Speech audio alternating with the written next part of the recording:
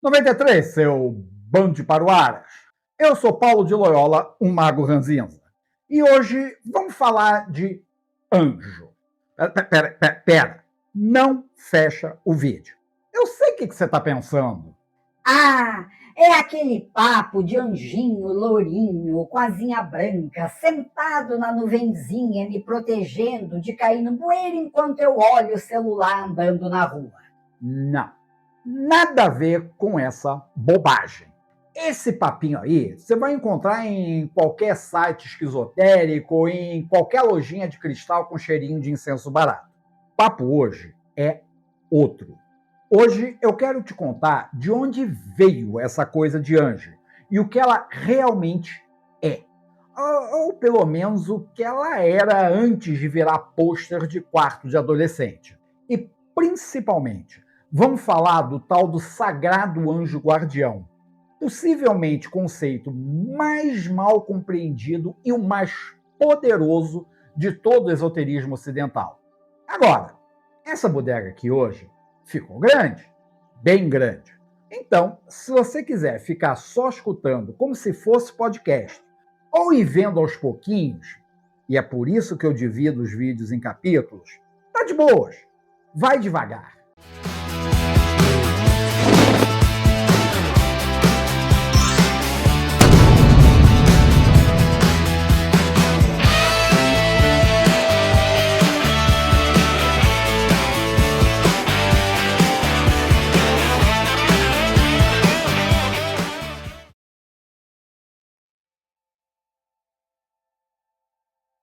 Vamos começar pelo começo. O conceito de anjo, como você conhece hoje, não caiu do céu. Literalmente, não caiu. Guarda a piadinha aí no bolso, tá? Ele tem uma genealogia histórica de mais de 3.000 anos, que começa num lugar que você provavelmente não esperava. Não, nada a ver com Egito. Foi na Mesopotâmia. Especificamente, começa com um cargo burocrático. Acontece que os sumérios tinham uma figura chamada Sucal. E um Sucal era, no plano humano, tipo um ministro, que não significa só cargo em Brasília, mas também um cara que leva os recados de alguém superior. No caso, o rei supervisionava as ordens e agia ali como um enviado diplomático. Neca de sobrenatural. Só que, e aqui começa a doideira, eles aplicavam a mesma palavra para as divindades menores do panteão. Lá no plano cósmico, os Sucaus faziam a mesma coisa. Eles eram tipo os assistentes pessoais, os conselheiros, os mensageiros dos deuses maiores. Ou seja, a humanidade olhou para sua própria estrutura administrativa e projetou isso no divino. O rei tem um ministro? Beleza. O Deus também tem horas. Faz todo sentido, é muito humano. Por exemplo, a Neusa Ninshubur era a Sucal de Inanna. Ela era sua intercessora, sua mensageira. Izimud era o mensageiro do deus Enki. Aliás, essas divindades menores normalmente levavam cajados como símbolos justamente de serem autoridades mediadoras. Mas tá certo. Sumérios. Agora, o hebraico. A palavra que a tradição hebraica usa para anjo é melar, que é cognata de uma raiz ugarítica que indica simplesmente entregar uma mensagem. Não define um ser. Esquece as asinhas. É só um CLT da vida. O melar podia ser um humano. O próprio Gênesis usa o termo para os mensageiros que o Jacó enviava para o irmão dele, o Esaú. Tanto o emissário diplomático quanto o enviado de Yahweh usavam o mesmo título. Por quê? Porque eles eram essencialmente a mesma bodega, um intermediário entre quem manda e quem recebe uma mensagem. A Septuaginta, que é a tradução grega da Bíblia hebraica, traduziu melar para angelos, mantendo isso de serem a mesma coisa, humanos e divinos. Só que aí veio a Vulgata Latina, que é a tradução do Eusébio Sofrônio Jerônimo, e meteu uma cirurgia semântica que acabou mudando tudo. O mensageiro humano foi traduzido como nuntius, ou legatus, e o mensageiro divino, esse virou o ângelos. Pronto. De uma função nasceu um tipo de criatura, uma ontologia. É como se você pegasse o cargo de carteiro e, de repente, declarasse que carteiros são uma espécie diferente de ser humano, com uma natureza metafísica própria. O carteiro certamente ia ficar bem bolado. E cá entre nós, eu acho que os anjos originais também ficariam.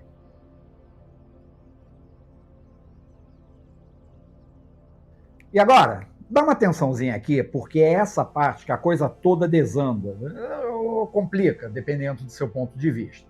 O judaísmo que você conhece, com todo aquele monte de tipo de anjo, tem hierarquia, cada um tem seu nome, tem uma função específica ali, tem o diabo como adversário cósmico do bem. Esse judaísmo não é a tradição original. Ele é uma tradição pós-exílica, ou seja, uma tradição formada depois do exílio. Que exílio? Tem um monte. No caso da Babilônia. Então, essa tradição é aquela que voltou da Babilônia carregando muita bagagem persa. Esse exílio babilônico durou de 586 a 538 antes da Era Vulgar. E quando os judeus voltaram depois de décadas de convivência com o Império Persa Aquemênida e, óbvio, com a religião dominante ali da região, que era, na época, o zoroastrismo. O zoroastrismo era um sistema cosmológico completo. Teriam ali. No topo estava Ahura Mazda. Abaixo dele, 6 emanações divinas, chamadas de Ameshas Pentas, ou imortais sagrados. Tinha o Vorhumaná para o bom propósito, Ashavanisha para a verdade perfeita, Kshatravaira para o reino desejado, e Spenta Armati para a devoção sagrada, Aurvatati para a plenitude e Ameretati para a imortalidade. É sério, gente, depois de eu falar esses nomes, vale um like, tá? Abaixo deles, os Yazatas, os seres dignos de adoração, que eram responsáveis por aqueles aspectos específicos da criação, tipo chuva, colheita e por aí vai. E tinham as Fravashes. Só que dessa eu vou falar depois. Aguenta aí. Do outro lado, seguindo os nomes engraçados, tinha Ahriman, o princípio do mal, com o seu bonde dos demônios. Tá reconhecendo? É claro que você está reconhecendo. O Talmud de Jerusalém manda a real no caso. Esses anjos e demônios vieram com os judeus no retorno da Babilônia. Antes do exílio, os anjos hebraicos eram funcionários sem nome. Depois do exílio, de repente, eles têm nomes, têm função, têm hierarquia, a tralha toda. E o Shaitã, o adversário, que antes era tipo um promotor celestial e era todo subordinado e legalista, só ficava ali cumprindo as ordens do Yahweh. Esse aí virou o diabo, o grande adversário cósmico, ou seja, uma espécie de Ahriman com sotaque hebraico. Gente, isso não é coincidência, é assimilação cultural, pura e simples. É o que acontece quando civilizações se encontram por tempo suficiente.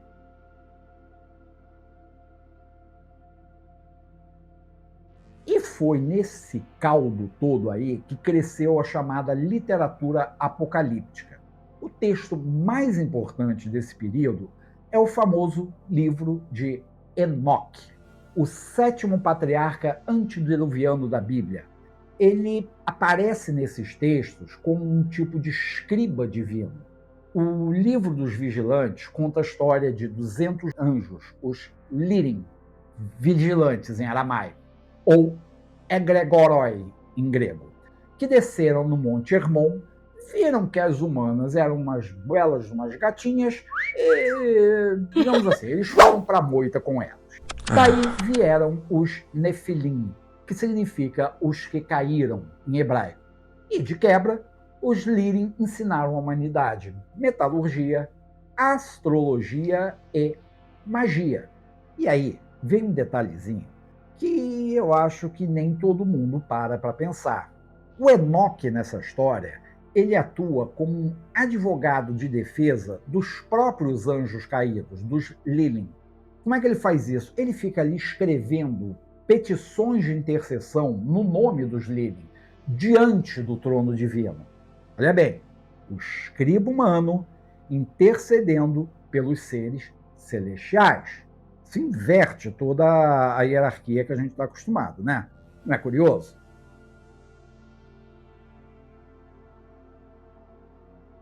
Vamos dar um pulo para frente de alguns séculos. Chegamos por volta do ano 500 da Era Comum.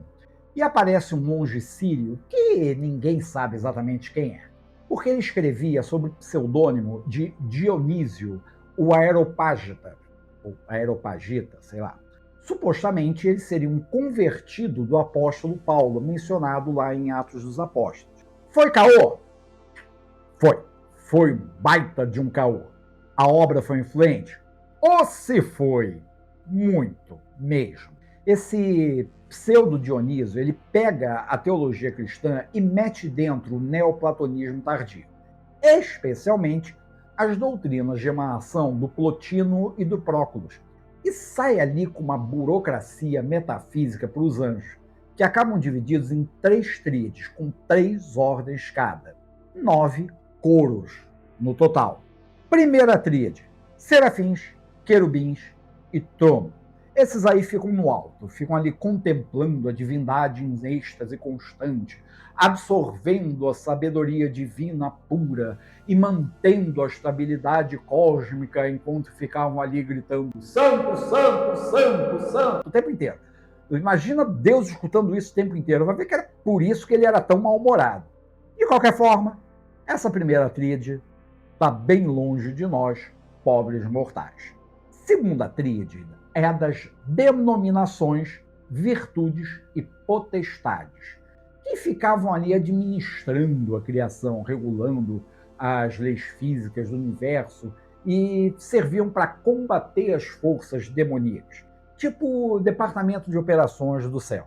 Já a terceira tríade é a dos principados, arcanjos e anjos. Sim, anjos, sem nenhum título a mais. São esses aí que chegam até nós. São guias de nações, mensageiros de revelações divinas e, preste atenção, protetores individuais. Pensa assim num serviço de atendimento ao cliente. Tomás de Aquino chegou depois e colocou Aristóteles nisso tudo. Na Suma Teológica, ele definiu os anjos como substantia separate, substâncias separadas. Isso quer dizer que anjos são seres inteiramente imateriais, são forma pura, sem matéria. E aqui vem uma das ideias mais elegantes da metafísica medieval. Se anjo não tem matéria, e na física aristotélica a matéria é o princípio da individuação que permite que existam vários indivíduos dentro de uma mesma espécie, cada anjo é, por si mesmo, uma espécie inteira. Ou seja, não existem 2 anjos do mesmo tipo. Gabriel não é um dos Gabriéis. Gabriel é a única instância possível do que Gabriel é. Fora isso, anjos não são de matéria, então eles não têm órgãos dos sentidos. Aliás, não têm órgão nenhum. Então, como é que eles vão absorver o conhecimento do mundo? Eles não veem, eles não cheiram, eles não escutam. Eles fazem isso direto de Deus. Não tem uma camada racional discursiva. Eles absorvem o mundo por intuição divina.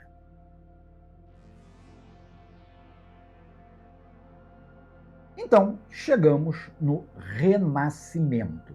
E agora, o anjo para de ser objeto de especulação e vira instrumento operacional. O Cornelius Agrippa, no livro Da Filosofia Oculta, de 1533, ele estruturou a magia em 3 níveis: elemental, celeste e intelectual. Nessa cosmologia do Agrippa, as influências espirituais emanavam da mente divina em cascata pelos astros, se conectando ao mundo material por meio do Spiritus Mundi, o espírito do mundo.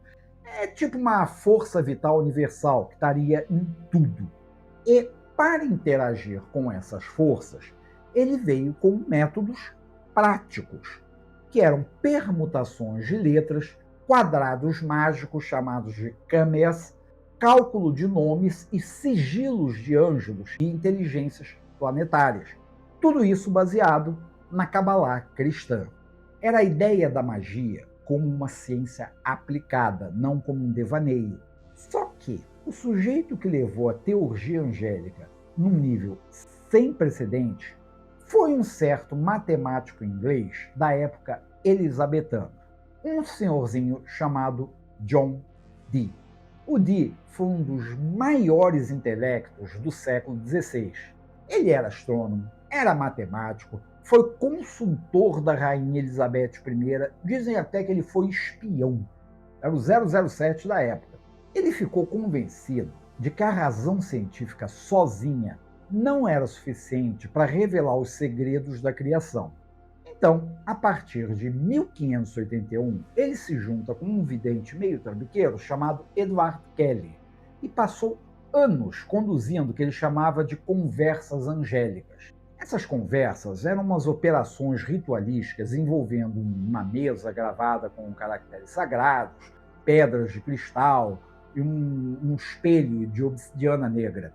Através desse espelho, o Kelly dizia que ele conseguia enxergar as inteligências celestes, enquanto o Dee ficava ali registrando tudo que estava vendo e falando. E essas entidades celestes, elas passaram para eles uma língua inteira, que eles diziam ser a língua celestial, e que hoje a gente chama de enoquiano. Segundo os anjos, esse era o idioma primordial que tinha sido falado por Adão no Éden, quando Adão foi nomeando todas as coisas criadas, e teria sido escrito pelo tal do Enoque. Mas, quando chega lá no dilúvio, todo mundo esqueceu desse idioma. O enoquiano ele tem um alfabeto próprio de 21 caracteres, escritos da direita para a esquerda, e tem uma estrutura gramatical real. Tem até caso declinativo. Tá? Ele tem um vocabulário consistente. Não é glossolalia. Não é uma balela aleatória que está falando. É um sistema linguístico mesmo, coerente. O que esse sistema é exatamente, já é outra história, tá? Mas fica comigo, é um sistema coerente. O Dee e o Kelly também receberam as chamadas 4 torres de vigia, que não são todas, mas são 4 tábuas, com as letras enoquianas, né, gravadas em quadrados coloridos, cada uma ligada a um elemento e a uma direção. O ar para o leste, a água para o oeste, a terra para o norte e o fogo para o sul. Essas 4 são unificadas pela tábua da união, que fica na meiuca e é ligada ao espírito.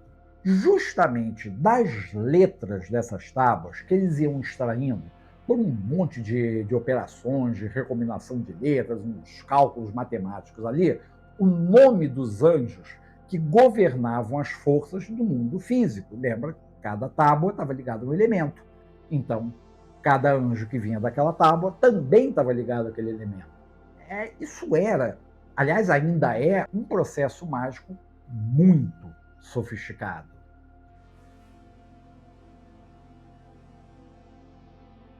O século XIX é o século das contradições. De um lado, você tem o materialismo industrial, positivismo científico e um crescimento do agnosticismo. Do outro, você tem todo o movimento intenso de reabilitação das tradições esotéricas. Foi o famoso renascer da magia. As pessoas estavam sofrendo ali com uma verdadeira ansiedade que a era vitoriana está trazendo.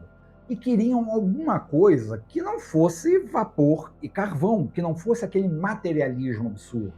O pioneiro desse renascimento foi o moço Alphonse Louis Constant. O famoso Eliphas Levi. No seu Dogma e Ritual da Alta Magia, de 1854, ele propôs a teoria da luz astral. Essa tal luz seria tipo um fluido invisível e magnético que permearia o universo inteiro e atuaria como um veículo de todas as forças e manifestações vitais. Claro que o Levi quibou o éter da física oitocentista, mas ele colocou um temperinho dele para criar a sua luz. Então, para o Levi, anjos e demônios desses grimórios medievais, eles não eram seres antropomórficos independentes. Eles eram apenas correntes de força que circulavam e se condensavam dentro dessa luz astral. Um mago, disciplinando a sua mente, ele seria capaz de dominar esse campo, condensando ou dissipando as formas astrais de acordo com a sua vontade. Tudo muito prático, tudo muito racionalizado, tudo muito moderno o suficiente para aquela época onde o intelecto contava tanto. E essa abordagem toda, ela foi absorvida pela Ordem Hermética da Aurora Dourada, que fez ali uma mistureba transcendental. As teorias do Levi sobre a luz astral se juntaram com a teurgia enoquiana do Di, com a cabala hermética, com o neoplatonismo, tudo isso ali num jeitão muito gostoso, e deu certo. Por exemplo, no ritual de abertura da Torre de Vigia, o magista usava 4 armas elementais consagradas: a adaga do ar, a baqueta do fogo, a taça da água e o pentáculo da terra. Isso para traçar uns pentagramas invocatórios vibrando o nome dos anjos tirados das tábuas enoquianas e atraindo correntes de luz astral para o seu próprio corpo sutil. Viram só? Mas, em paralelo a isso, Dona Helena Blavatsky, aquela da teosofia, propôs em A Doutrina Secreta uma misturinha ali de esoterismo ocidental com budismo tibetano e hinduísmo. Para ela, tudo tinha que ver com budismo tibetano e hinduísmo. E ela acabou substituindo a terminologia de anjos pelo termo oriental Dhyan Shohans. Para Blavatsky, a linha de evolução humana e angélica são contínuas. Todos os Dhyan Shohans já tinham passado pelo estágio humano em algum ciclo anterior da existência deles, ou então estavam destinados a encarnar em futuros ciclos. Eles não eram vistos como coisas diferentes de nós em natureza, só em um estágio diferente evolutivo.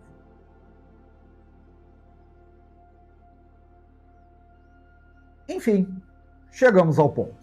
Você está acompanhando tudo até aqui. Os mensageiros mesopotâmicos, a influência persa, aquela burocracia angélica medieval, teurgia renascentismo e o ocultismo vitoriano. Agora, eu preciso falar do conceito que sintetiza tudo isso e que é, ao mesmo tempo, um dos mais incompreendidos do esoterismo ocidental, o famoso Sagrado Anjo Guardião, SAG.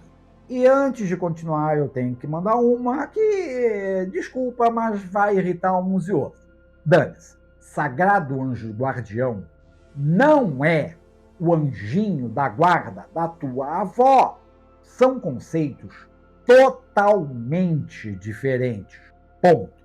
Esse anjo da guarda popular, esse guardiãozinho benevolente e passivo que fica ali te protegendo de tropeçar na calçada e que você agradece rezando antes de dormir, isso aí é produto da devoção católica pós-tridentina nos séculos 17 e 18 e que acabou sendo ali engolido pelo espiritualismo e pelo movimento New Age e os derivados dessa bodega. Esse anjo da guarda é uma figura de conforto. É tipo uma almofadinha gostosa espiritual com um cobertorzinho. Só que não é nada disso que eu estou falando. O sagrado anjo da guarda do esoterismo tem uma genealogia totalmente diferente. E ela começa com um conceito de duplo divino. Ok, vamos devagar. Enquanto a tradição abraâmica desenvolveu o anjo como um emissário externo da vontade divina, outras tradições construíram uma coisa mais íntima, uma contraparte espiritual individual, ligada direto à alma de cada ser humano. No zoroastrismo, lembra dele? Essa ideia aparece nas tais fravashis que eu falei antes. As fravashis são concebidas como modelos arquetípicos que governam a criação. São a centelha divina imortal que voluntariamente desce do plano celeste para atuarem como guias e protetoras de cada alma. O próprio termo, não sei se você já reparou, é feminino. E elas são mostradas como guerreiras aladas. Mas você não está sendo esperto, não, tá? A historiadora Mary Boyce já tinha notado que elas parecem muito com as valquírias nórdicas, também com um tipo de espíritos protetores germânicos e uns seres tutelares finlandeses. Não, eu não vou dizer o nome, que eu não aguento mais ficar falando um nome esquisito e ficar enrolando ali. Esquece. De qualquer forma, parece que a humanidade, em um monte de culturas diferentes, chegou no mesmo ponto. Cada pessoa tem uma contraparte espiritual que pertence só a ela. Na filosofia grega, esse conceito equivale ao daimon pessoal. O Sócrates, ele dizia que era guiado por um daimon. Ele descrevia esse daimon como um tipo de oráculo interno que não tinha como separar dele mesmo. Já na teurgia neoplatônica de Jâmblico e Porfírio, o objetivo do teurgo era justamente purificar a alma com um monte de rituais para manifestar e comungar com esse daimon pessoal. E aí se livrar das amarras do destino astrológico, a Eimarmene, que de outra forma seria inevitável. No corpus hermético, o Agathodaimon é o próprio intelecto superior, um nous, que vai ficar ali atuando como mestre da figura mítica do Hermes Trismegisto. Se a gente passa para os papiros mágicos gregos, que são os documentos do Egito helenístico, séculos II a V, a busca por esse guardião espiritual aparece de forma completamente operacional. A ideia ali era arrumar um páredros, uma entidade espiritual que se ligava permanentemente ao magista por meio de um pacto ritualístico. Esse tal de páredros, ele podia aparecer como um anjo, podia ali ser um gênio, um demônio ou até como a alma de um falecido. Tem um papiro que fala de um tal de feitiço de Hipnoutes, que detalha um processo desses. Primeiro, uma purificação rigorosa, uma vigília solitária no alto da casa onde o sujeito morava, um monte de oferendas, um falcão trazendo uma pedra que ele tinha que botar no pescoço, e no fim das contas, aparecia um anjo lindo ali para ele. O que o mago fazia? Ele pegava esse anjo, levava para o quarto, preparava um jantarzinho ali para o anjo, assistia um filminho. Mas tá bom. Essa parte do filminho foi por minha conta, mas o resto tá lá no papiro mesmo, tá bom? E celebrava com esse anjo um pacto de amizade. Pacto de amizade, seu bando de tarado, para de pensar outra coisa. A partir daí, o Páridros se tornava um companheiro permanente desse magista. Na literatura hermética árabe, também tem uma coisa parecida, que é chamada de natureza perfeita, que é uma forma de epifania anterior que concede ali ao filósofo uma sabedoria transcendental, uma proteção e o despertar do nous no plano terrestre. E vamos falar também de gnosticismo valentiano, século II. Por quê? Porque também tinha uma coisa assim, só que com uma narrativa bem diferente e muito dramática. Vamos lá. Plano Divino Supremo, Pleroma, ele é composto por 30 emanações desse Pai primordial. E essas emanações sempre vêm em pares complementares. Mas uma dessas emanações, chamada de Sofia, a sabedoria, tentou, não muito sabiamente, emanar sem o seu par masculino. E, por conta dessa, entornou o caldo da criação. Resultado, o filho dela, o Demiurgo Yaldabaoth, ele vai lá e cria um mundo material cheio de bug. Só que nessa, ele acaba prendendo uma centelha do Espírito Divino, uma centelha de Sofia, dentro do ser humano. Com tudo isso, a salvação para os valentianos era a gnosis, um processo que acaba ali no sacramento da câmara nupcial, que era um ritual iniciático no qual o iniciado, que era centelha aprisionada na terra, se unia definitivamente ao seu complemento angelical que tinha permanecido ali no pleroma. Era um duplo celestial esperando sua metade terrestre, que era necessária para a restauração da integridade existencial do ser.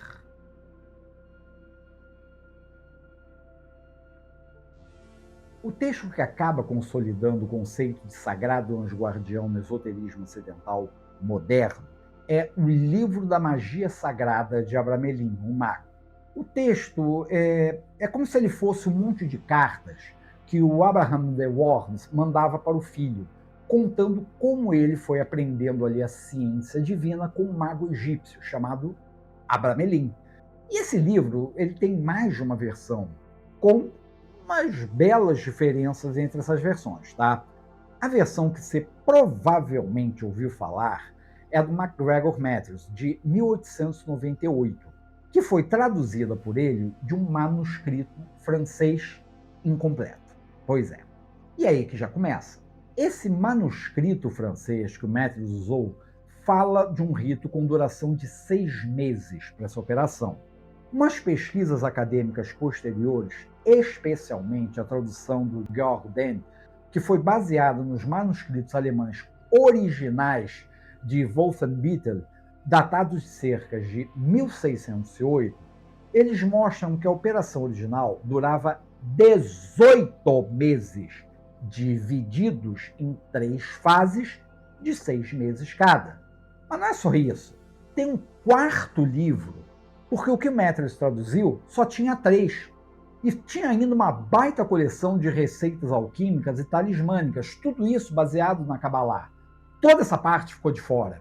Ou seja, o ocultismo vitoriano adotou uma versão simplificada, reduzida e incompleta daquele sistema de Abramelin e tratou isso aí como se fosse uma versão definitiva. Durante décadas, ninguém percebeu a besteira feita, ou pelo menos fingiu não perceber. E vocês sabem que isso me leva a pensar uma coisa? Parece que funcionou do mesmo jeito, né? E é aí que eu fico lembrando dessa turminha que diz que se você mudar uma vírgulazinha que seja de qualquer ritual que você faça, tua cabeça vai explodir, teu cachorro vai morrer, qualquer coisa assim do tipo. De uma forma ou de outra, a operação de Abramelin ela se baseia em um recolhimento monástico, rígido. O operador ele vai viver em uma ascese absoluta pelo período determinado, 6, 18 meses, tanto faz. Sem luxo, um celibato completo, sim, completo, caridade e, óbvio, um ritual cristão, um monte de rezas de manhã e de tarde. O oratório, se tem reza, tem oratório, é um espaço sagrado e tinha que ter uma janela virada para o leste, um altar de madeira com uma lamparina acesa e um pantáculo de prata ou cera de abelhas, pacote completo. Achou o quê? Que era moleza? E o final disso é um rito específico de 7 dias. Nos 3 primeiros, o mago ali ele vai atingir o êxtase do conhecimento e conversação do sagrado anjo guardião. O anjo ele vai aparecer todo gostosinho, todo amoroso e vai mandar uma letra para o operador do que é a verdadeira Kabbalah. e dá para esse operador uma autoridade espiritual. Dá um carimbo ali o passaporte. Só depois disso, nos 4 dias seguintes, vem o verdadeiro objetivo dessa tralha toda. Você achou que o cara ia fazer isso para falar com o anjinho? Não.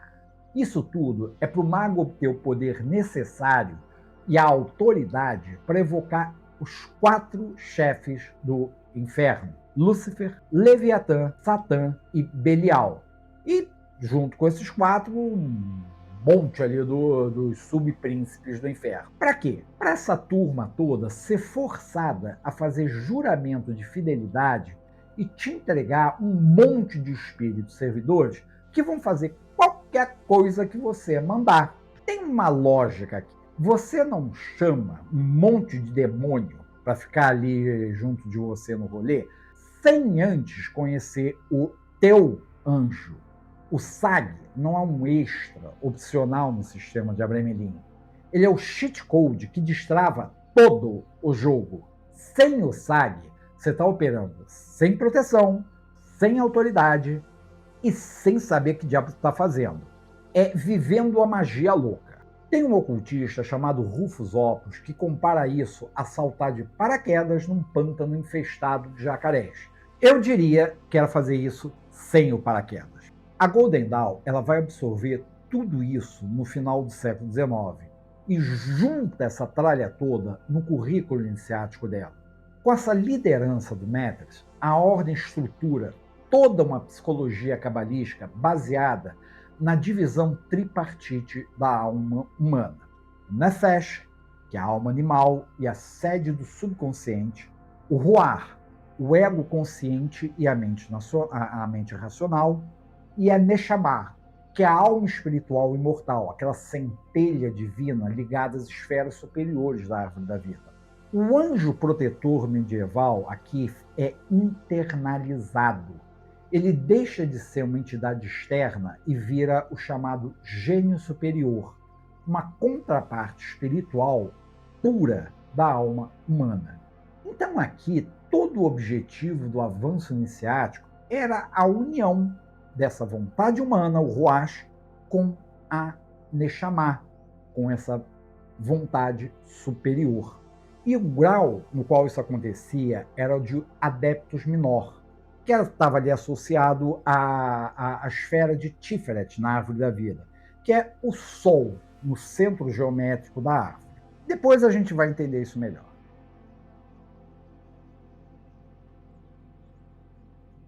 E aí chegamos em 1904.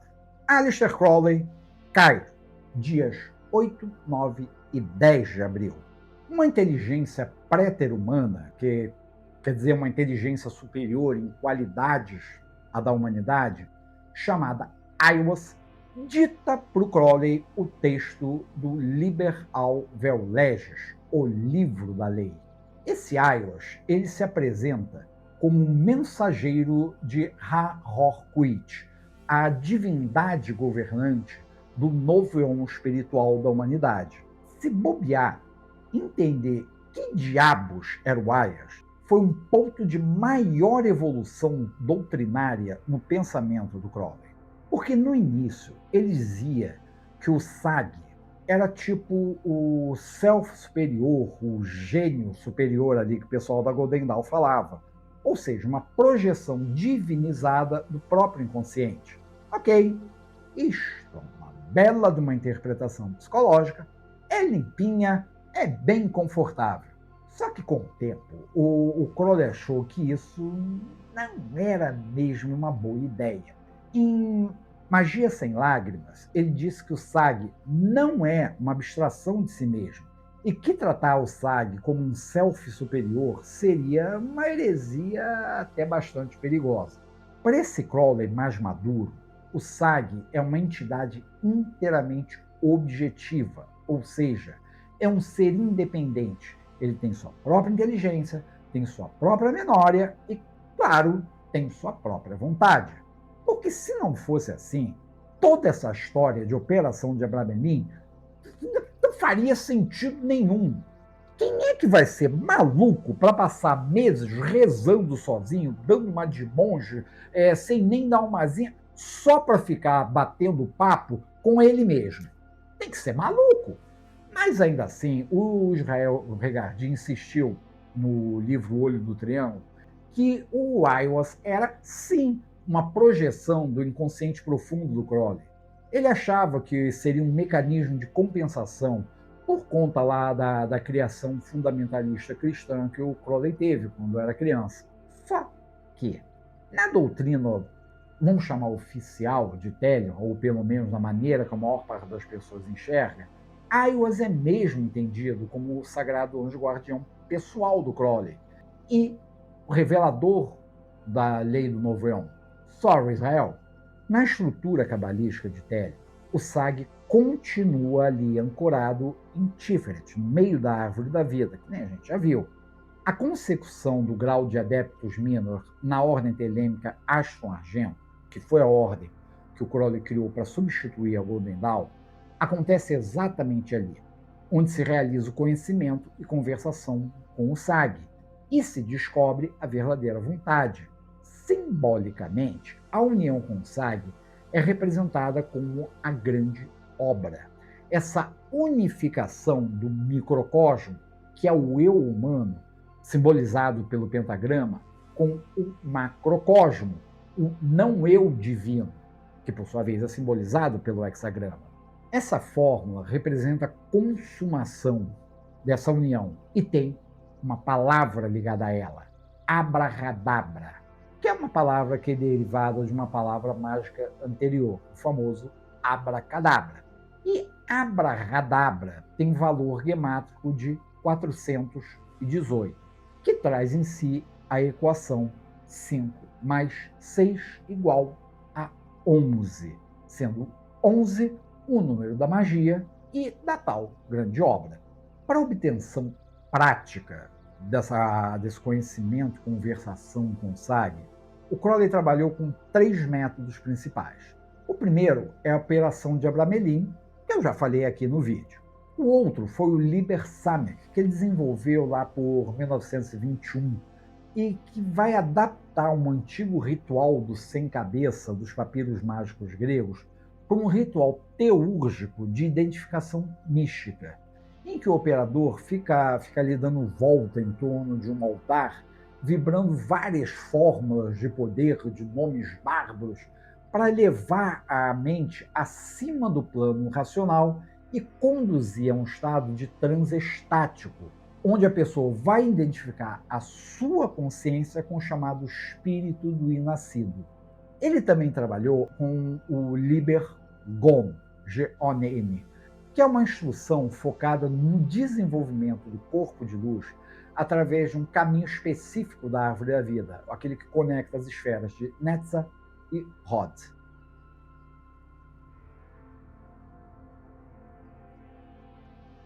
Muito bem, vamos ao que interessa. Você passa, 18 meses rezando, você consegue o conhecimento e conversação, você faz Liber Gon, Liber Samekh, do jeito que você bem entender. E aí, o que rola? Encontrou o anjo. E daí, no âmbito do autoconhecimento, o Sag representa o único elo verdadeiramente seguro entre o ser humano e as forças externas do universo. O contato contínuo com esse Sag, ele vai atuar como uma barreira de proteção contra obsessões mentais.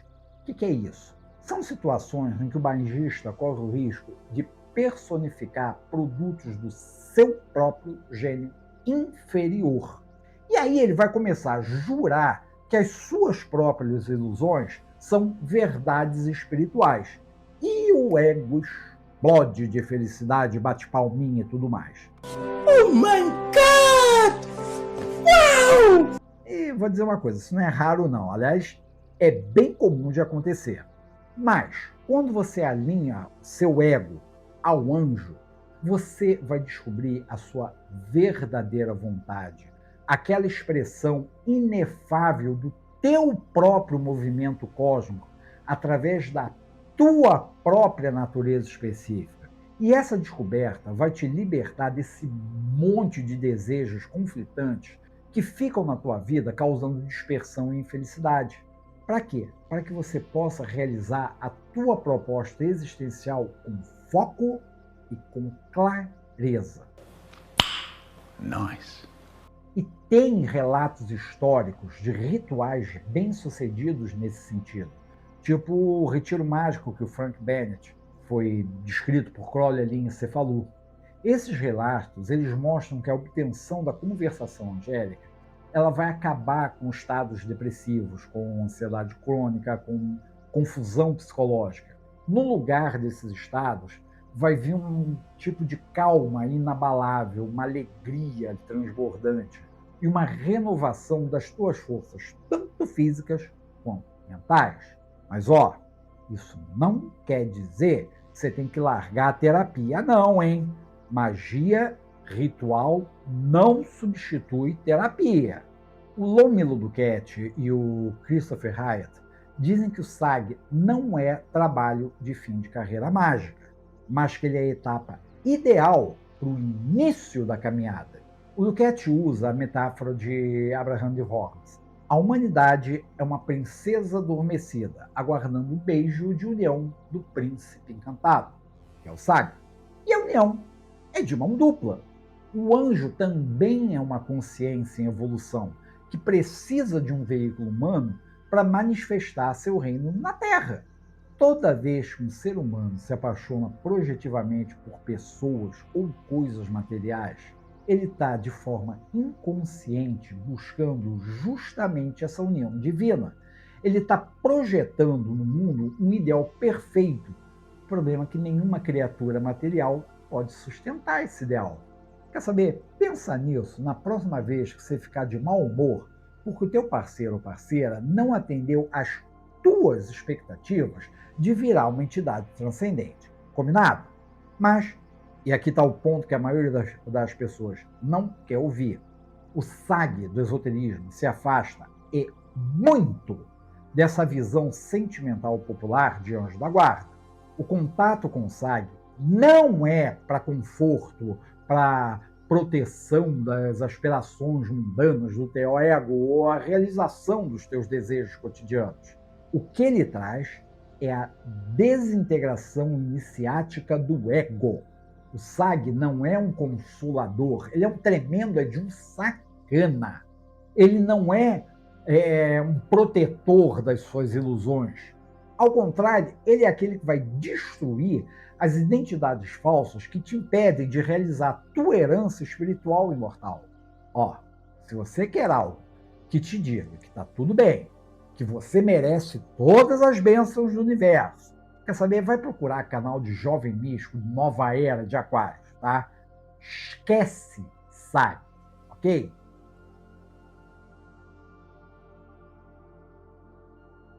Beleza, então o que a gente tem?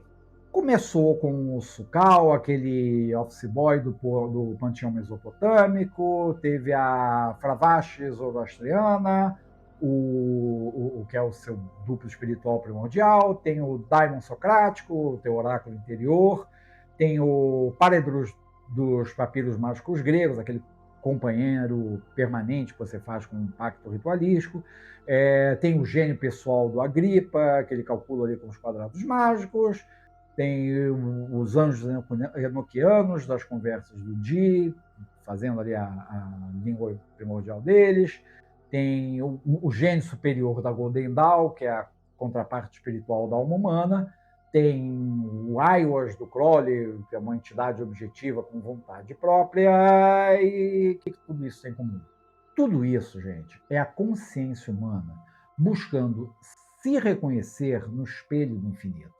A busca pelo SAG representa o esforço contínuo da pessoa de transmutar a magia de instrumento utilitário de interferência no mundo material numa ciência sagrada de autorrealização, quando a união com o divino pessoal se mostra como uma única chave legítima para reinar de verdade tanto sobre as forças do visível quanto do invisível.